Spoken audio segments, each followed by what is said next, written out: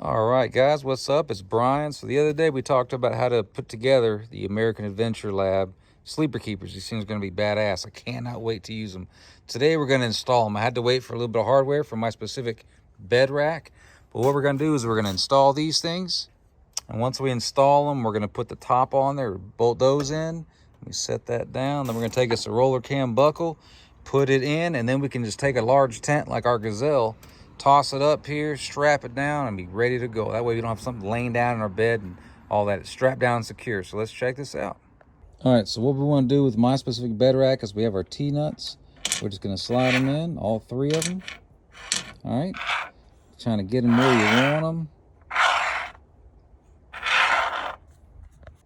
All right, once you have all of your T-nuts lined up, go ahead and set down the bottom part of your sleeper keeper. Try to get it lined up with the holes. Take you a small straight edge like a tent peg or a small screwdriver or pen or something. Go through. It's not very simple when you're holding a phone, but you line everything up and then you go to the next step. All right, I'm pretty sure you guys can guess what the next step is, but it's easy. You just take your little nut, screw it in. You don't want to get it about hand tight, nice and simple. And then once you get those going, we'll go on to the next part. All right, so the reason that you only wanted to go hand tight was so that if you want to adjust this a little bit, you can still move it. All right, now once I have it to exactly where I want it, I'll go ahead and tighten the first one, and then we're gonna do the same thing to the second sleeper keeper.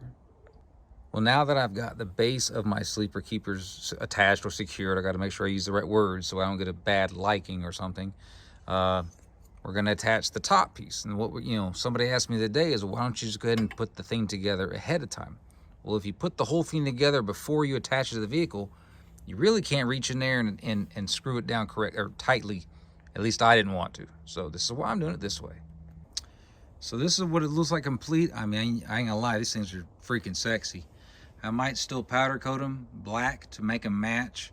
Or maybe I'll go white with the color of the truck, but they're pretty cool. So what we're gonna do now is we're gonna open up a roller cam. I think the 3-foot will do. And let's just strap some stuff down. So what we have is we got a roller cam buckle. It's went ahead and slid through. All right, we'll have it come down here. We want to make sure you have no twists when you go to tighten this thing down. One thing I'm loving is, I don't know how easily you can tell, but on the edges you have this little lip, and that should help secure your tent or your awning, whatever you have on your sleeper keepers. But let's throw this thing up here and see what it looks like. So we got our Gazelle. It's already sitting up here. As you can see, this little lip that hangs up on top of the sleeper keeper helps hold it in place. We got our strap going through the edge. All we gotta do is take one hand, tighten it over, and we're done. If you guys aren't using roller cams straps, holy hell, these things are badass. To loosen it, all I gotta do is hit the button and pull it off. Really, really simple. But as you can see, guys, if you're like me and you carry a Gazelle or a large tent, maybe a large awning or something, the sleeper keepers are an awesome way to mount this thing. All right, look, it's there. It's nice and cool. Maybe I could pull it over and they got a dead body on top of my roof or something. That'd be kind of funny. But anyway, check it out, man. If you like this video, like and subscribe, please.